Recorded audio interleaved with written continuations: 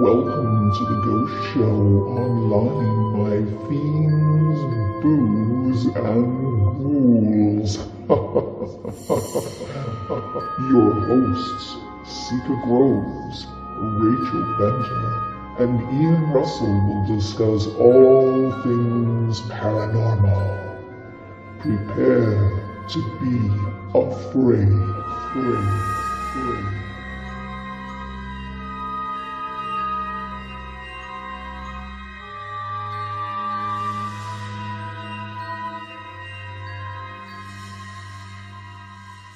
But let's talk about some other interesting things that are attached to Valentine's Day that I think are more interesting than the saint. Did I just say that? So, Ian, tell us your story, because I think it's really one of the most memorable in modern history. It is. It really is. So you've got Valentine's Day. Romance, candles, chocolates, roses. Mm-hmm. But yes, it is also in recent history a very gruesome, bloody day, because there was an event that took place on February 14th, 1929, known as the Valentine's Day Massacre. Mm-hmm. Now, this event, to understand why it took place, you've got to take a look at the events and the history leading up to it. So you've got the Prohibition era in the United States at that time in the 1920s, and of course the centerpiece, I'll call it, of when you think of Prohibition, you think of Al Capone and Chicago, and that's leading into the massacre.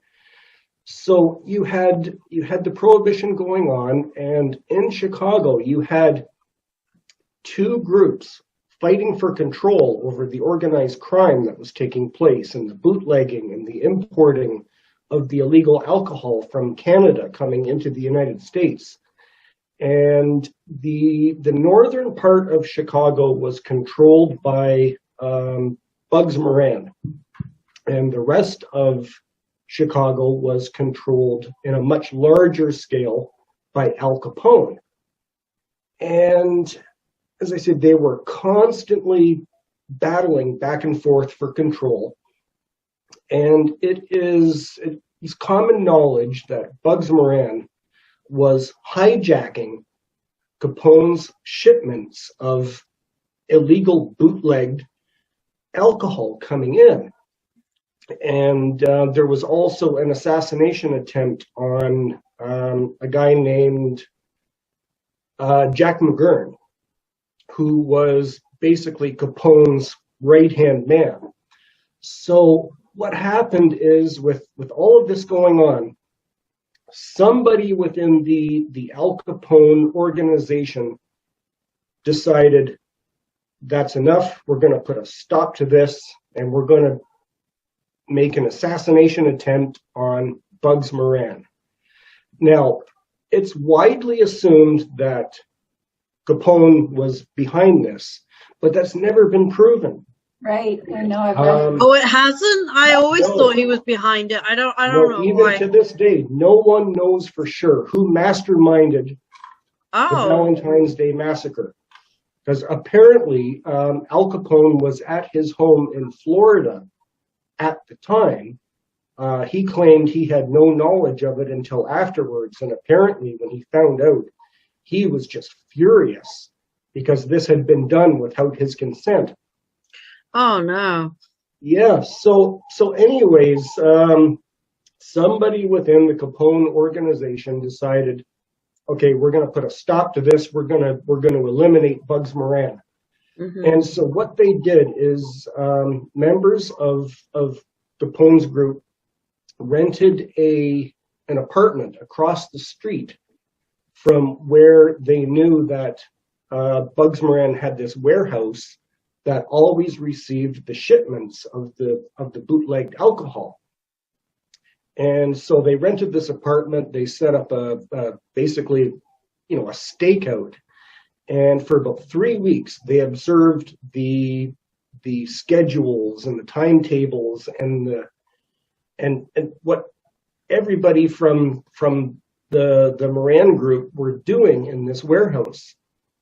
And so then finally on February 14th, 1929, the Capone group made their move. And there were 4 men.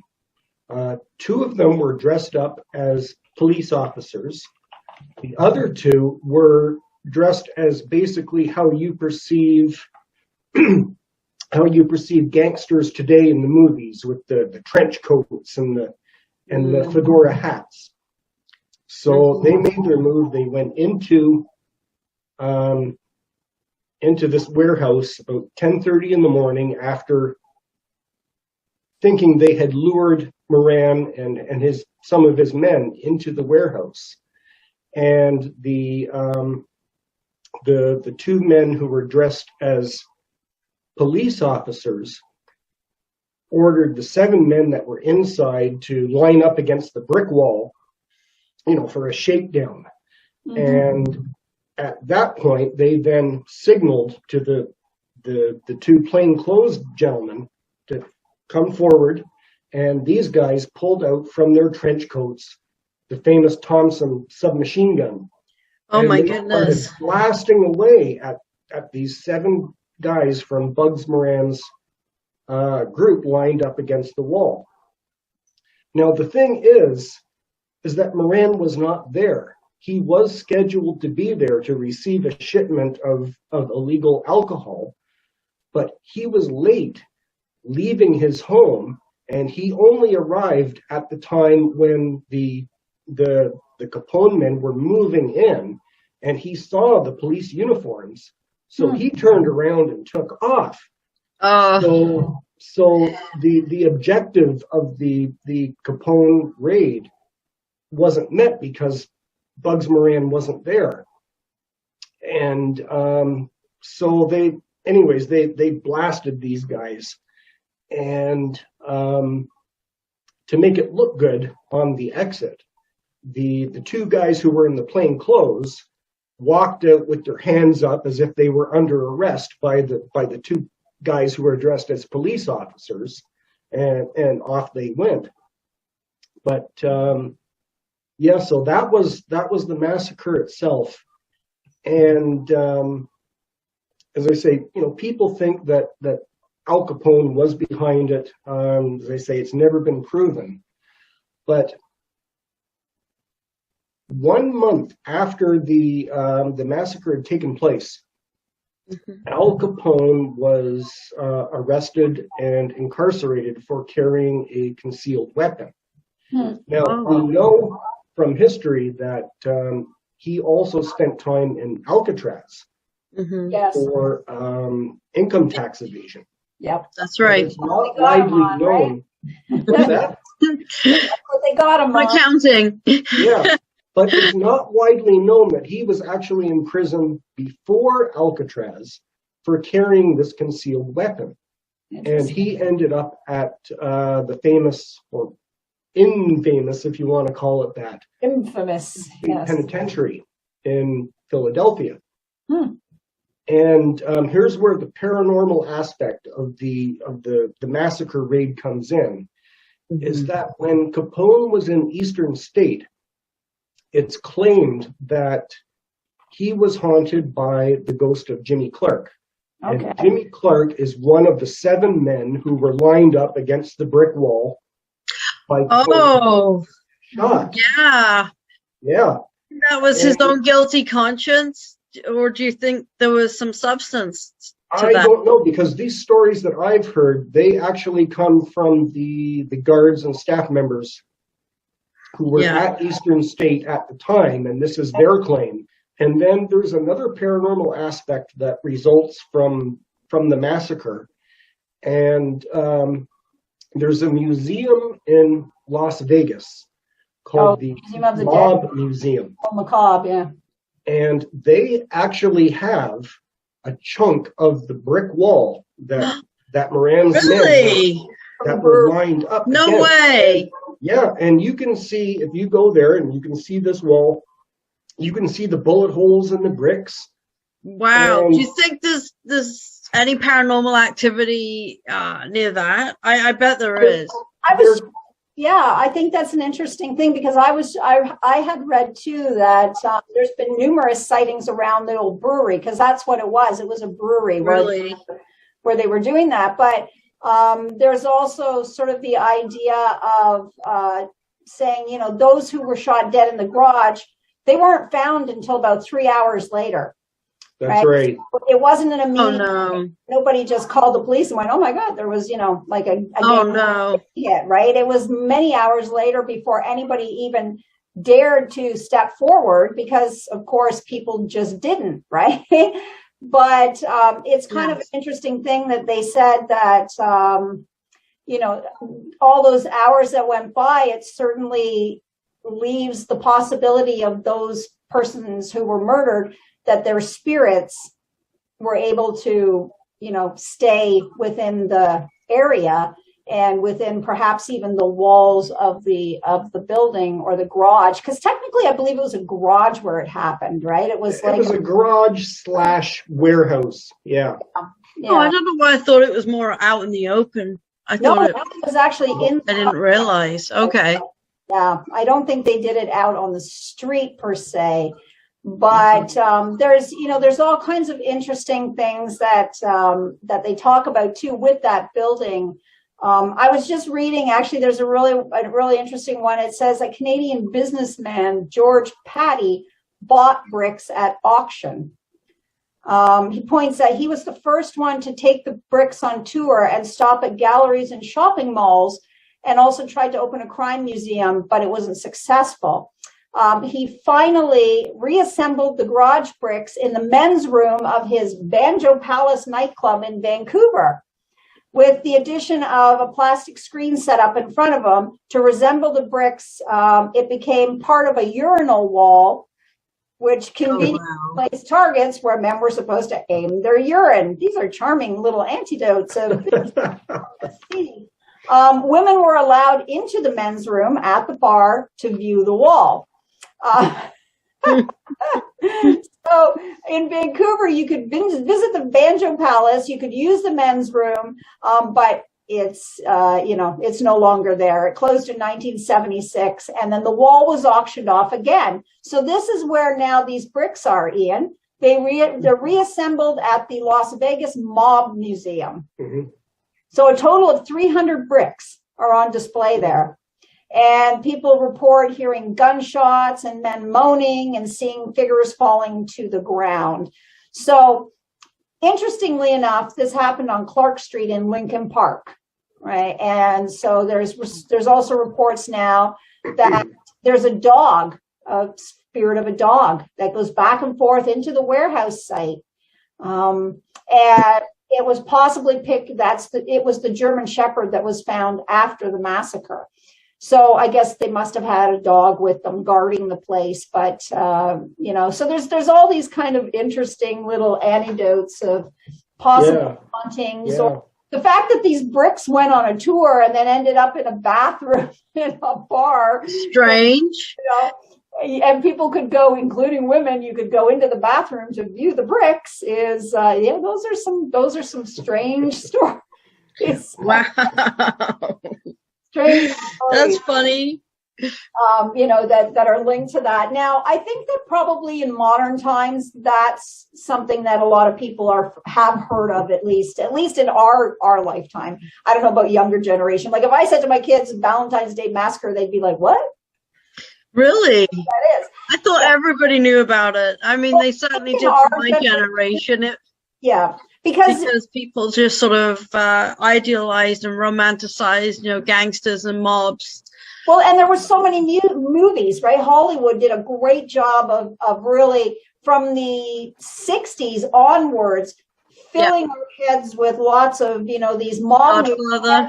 I mean, there is a movie, even Valentine's Day Massacre. There's a film that they put out, and I think that was like 1969 or 60 something. I don't know offhand, when that film was done. I know it's in the 60s, but I don't remember exactly what year. I have seen it since. It's pretty cheesy now when you think about it. Oh, 1967. I just looked at it. So, but it had Jason Robards as Al Capone. Mm-hmm. So, but there was a lot of well-known actors at the time. But here's an interesting note from that movie, because I find it really interesting, right? So it was based on the Chicago, February 14th. Al Capone establishes himself as a city boss, organized crime, Bugs Moran's rival gang. So it's sort of the history of the incident and the lives affected, right, by this. So here's an interesting piece of trivia for the film that they did. It says, for the massacre scene in the garage, the actors playing the slain gangsters were shown photos and directed how to fall so their positions were identical to the real photographs of the massacre. 2 actors accidentally bumped together on the way down. And after studying the photographs, they realized that they had fallen and collided in the exact same way that the slain gangsters had fallen and landed in the photographs. Mm-hmm. What's the chances of that? Goodness. Yeah.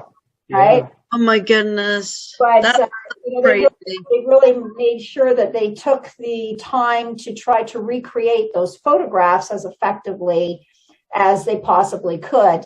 And then we get into, so many, there's how many movies and TV shows and yeah, well, there was a movie and I believe a TV series called The Untouchables. Yes. That were based on all of that. Yeah. That was Elliot Ness at the time, who remember that. It was a good movie. There's I'm looking at a list of there's loads of them. Even Some Like It Hot. Remember Some Like It Hot? Maybe some people won't remember that, but Marilyn Monroe and Tony Curtis and Jack Lemmon, very well-known movie where they were dressed in women's attire to try to, pass. Even that has a reference to the Valentine's Day Massacre. Who knew? I've seen that movie. I didn't know that. No, I didn't know that. Apparently it does. Capone, which was put out in 2020, of course. This is after his 10 years in prison. And I think this is Tom Hardy, right, in this role as Capone. And I haven't seen this one, but apparently he's really, really good. Really good in the position. I don't really see Tom Hardy as Al Capone, but I suppose, he's an amazing actor. I suppose that with makeup and whatever that, you could really kind of, we kind of have this weird vision of Al Capone, I think, as this little small, kind of slightly rotund, Well, that's how he appears when you see photographs of him. That's how he appears, is this stocky little balding Italian guy. Mm-hmm. Yeah, for sure. And then there's Scarface, but not to be confused with Scarface, the more modern version. This one was called Scarface, The Shame of the Nation, and it was actually based on a gangster who climbs that ladder of Capone's mob and possibly is responsible for the Valentine's Day Massacre. There's Al Capone, the same Valentine's Day Massacre. There's several versions of that movie. Apparently, we have a 1997 version and a 2000 or a 1967 version. So they redid it again in.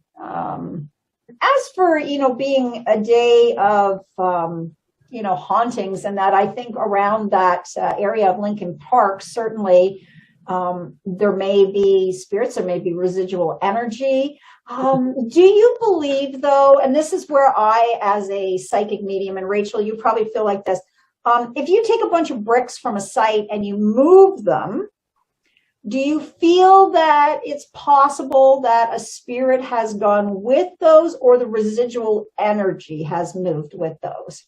Residual energy, in my opinion. I would feel residual energy. Right? Yeah. As a paranormal not necessarily spirit. I would say it's residual. Yes. Yeah. Because I feel like a spirit would be not attached to a brick. It doesn't have an emotional attachment to a brick. But because there was like highly emotional, highly traumatic event happening at that site where they were all shot and killed. I do believe that energy may be imprinted on the bricks. So yeah, I definitely would go with that if that were the case, right? Because let's throw caution to the wind. Then how come we can have simple inanimate objects that can be haunted, like a pair of scissors or a spoon or a photograph? I don't know. Well, when you're okay, so taking that as an example, okay, scissors and a photograph. That's We're a good talking question. about personal possessions. Exactly. Yes. That a living person owned once upon a time. Certainly. Right, like a ring. It's different Yeah. from being lined up against a brick wall and being peppered with bullets. But as I like to play devil's advocate all the time, but what if those guys, that was a really great place for them? They loved to hang out there. They liked to chat. It was their bro cave. They were all, hanging out on a daily basis. And it was a place that they really, really, really liked. What if?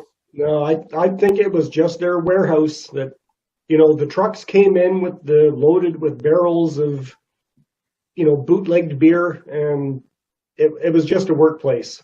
So it wasn't a bro cave. It wasn't a place where they played cards. No, that's the feeling I get from it. I just like to be devil's advocate because I feel like, we can't really justify that, my lip gloss container could be haunted with my spirit when I die because I've held it and I love it and it's my lip gloss.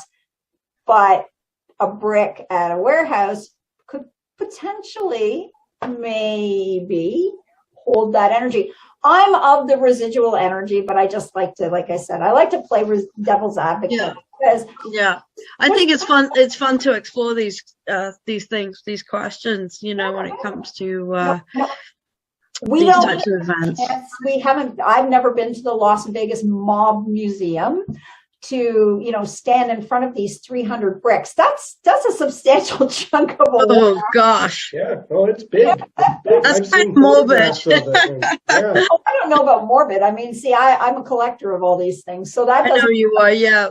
But I would feel like I would like to know, maybe one day if I get to Vegas, I don't really have any intention to go to Vegas, but if I do, I will visit the Mob Museum and stand in front of the wall and see if I can pick up some kind of residual energy from it. It's hard to justify, but I do like the story because often the story goes in places, directions, like this guy who buys them, a Canadian no less, who buys these 300 bricks and then puts them in his bar. And first they're on display, but then he decides to build them into the bathroom wall as part of the urinal. And puts a screen in front of it, a clear piece of plexiglass. Well, that's okay. Put targets on it so that you can. No, let's not. I feel like that's really disrespectful. I feel like you might as well taking somebody's grave.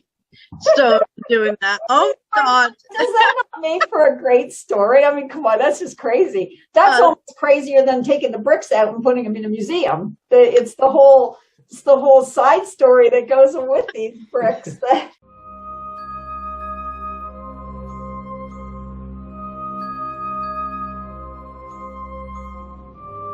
Thank you for watching The Ghost Show Online. Join your hosts again next week as they discuss more tales of the supernatural, the paranormal, and all things spectacular. See you soon.